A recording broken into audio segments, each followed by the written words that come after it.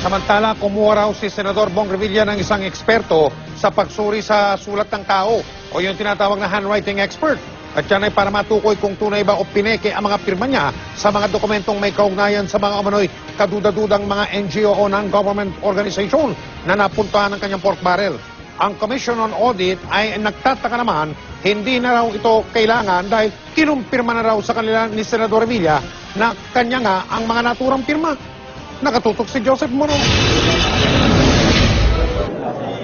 Bakit daw uupa pa ng handwriting expert si Senador Bong Revilla Jr.? Gayong kinumpirma na raw ng senador ang mga pirma sa mga dokumento nagpapakita na pumunta sa ilang non-government organization o NGO ang kanyang Priority Development Assistance Fund o PDAF o pork barrel. Ito ang sinabi mismo ni Commission on Audit Chairman Grace Pulido Tan nung iniimbestigahan daw ng COA ang mga transaksyon sa PDAF. Hininga na nila ng panig si Revilla noon. Oh no, Senator Revilla is saying now that his is fake. Pero nung humingi po kami ng confirmation sa kanya, he confirmed the authenticity of the signatures of his representatives. Seriously? Seriously.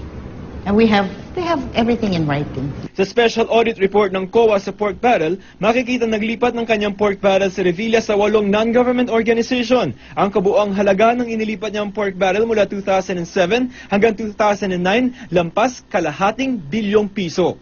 Sabi ng COA, questionable ang mga NGO na ito. Dalawa sa mga ito ang masaganang ani para sa Magsasaka Incorporated at Social Development Program for Farmers Incorporated ay pinapatakbo ni Ben Hurluy, ang dating tauhan ni Janet Lim Napoles na umaning nasa likod ng pork barrel scam.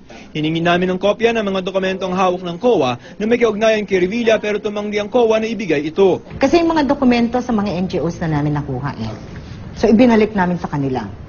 Pinakita ho namin. O ito ho ba talaga pirma ninyo? Ganon ang audit.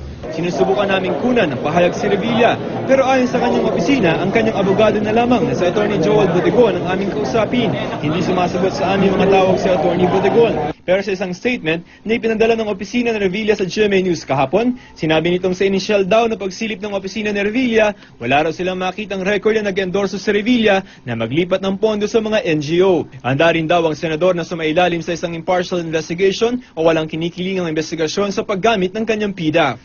Joseph Moro, Nakatutok, 24 Oras.